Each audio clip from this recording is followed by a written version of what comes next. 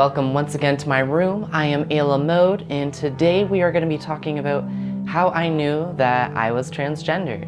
Now, right from the get-go, it was very apparent that I was very effeminate. I loved playing Barbies with my sister. I loved Fairy Winkles, which is like an 80s take on Polly Pocket.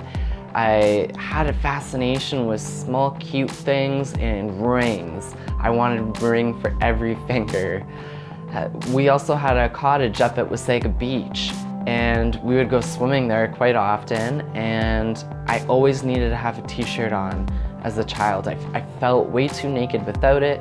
I would see the girls in their one pieces, and I didn't understand why my suit was cut in less than half of it. Now, yes, none of those traits are inherently female, but they're stereotypically feminine, and it's from all the stereotypes that people started pushing more of. Well, you gotta be a boy, you gotta be a man in my life. And it was from butting heads against mentalities like that that really got me to understand who I was as a person and where my boundaries were.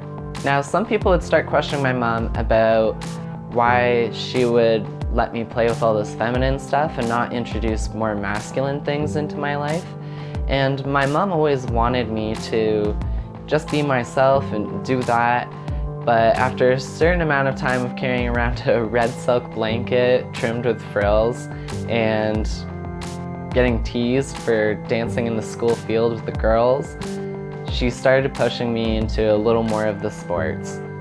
No matter what it was though, baseball or soccer, whatever else, I was out in the field picking flowers, dandelions, weeds, whatever. But I had no interest in the sports. Now, as a child, I was a big fan of music, and I used to watch a lot of YTV Hit List, and I remember one day seeing the Britney Spears Oops, I Did It Again video, and I went wild. I wanted to be her. I absolutely needed to grow up and dance, perform, and wear a one-piece red spandex outfit. But I knew that I had to keep those feelings secret, so I started practicing dancing in the privacy of my own bedroom. I also had this weird patch of hair that used to grow out from the middle of my neck as a child. It was very blonde, but it drove me nuts. My mom used to call it my Billy Goat's Gruff, and I was constantly trying to cut it off. And I just remember having these arguments with my mother, and she was saying, "Don't worry, you're gonna grow up and be just like your Opa and have a nice full beard." And that idea terrified me. I just remember arguing and crying about it.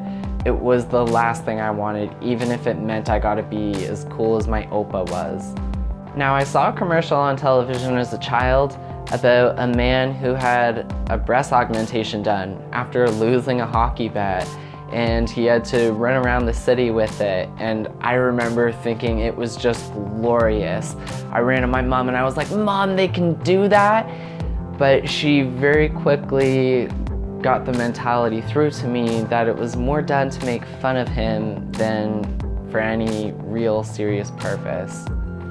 Now, as a child, adults would often also make jokes about going to high school reunions and meeting a Michelle, and who's Michelle? Do you remember Michelle? And the punchline of the joke was always, well, they used to be Michael. And it very quickly taught me that adults just viewed someone switching their gender as a spectacle and something to make fun of and nothing to take seriously. When puberty finally hit, one of the first changes I went through was my voice dropped. And my mom used to say how much she loved it and that it was a sign of me becoming a man. But for me, I went nuts. It made me hide in my room more. Not to be too emotional or anything, but I used to cry myself to sleep a lot because of these changes I was going through.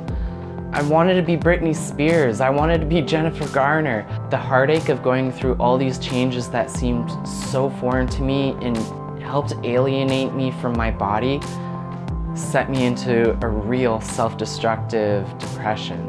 It wasn't until after high school that a friend was expressing their concerns for a friend who was transgendered.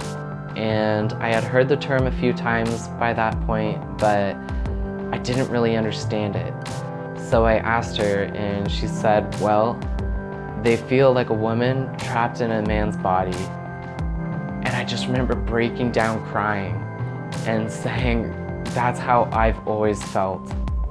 After this point, I started seeing counselors more for my depression, and after going through a few of them, there was one that I trusted, and I told her, I feel like something I'm going through is that I'm transgender.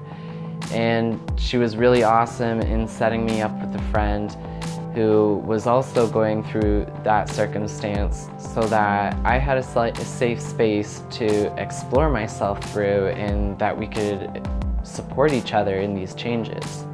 Being transgender then isn't the same as being transgender today. My friend was a trans man, so I was introduced to cool new role models like Buck Angel.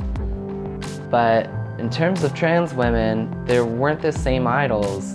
The closest idol I had to look up to was someone at our local mall who was clearly going through something and would wear a cheap Halloween costume of a French maid outfit that was a few sizes too small, and they didn't always shave, and I didn't understand what being trans meant, and I didn't have the same understanding that I do today about it.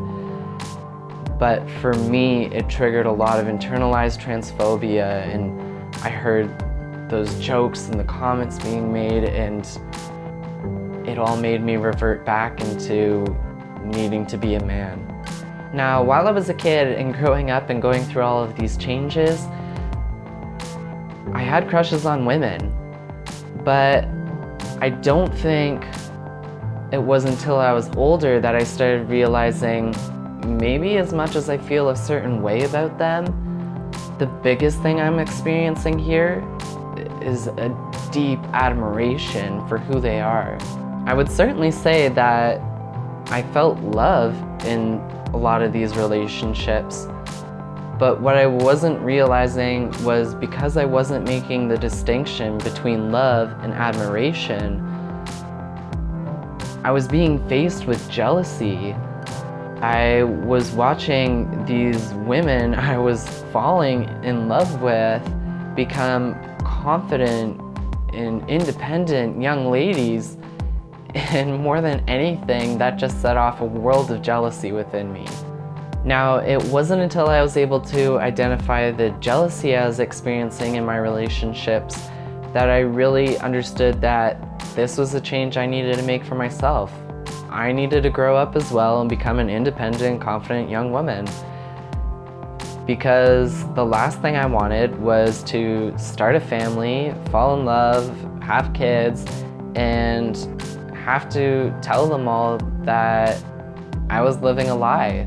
I want people to know who I am from the get-go, so that way I could have the future I want, so that I could have a life of quality. Now, all of this is just a small part of my story, but for all these facets and more, was it that I got to know and understand that I am transgender. Well, thank you all once again for checking in with me. I hope that you have a better understanding of how I came to better understand myself. Hopefully for some of you young trans folk out there, this might help you better understand your own feelings of what you might be going through. Until next time though, remember to keep that pencil sharp, but your mind sharper. Ciao.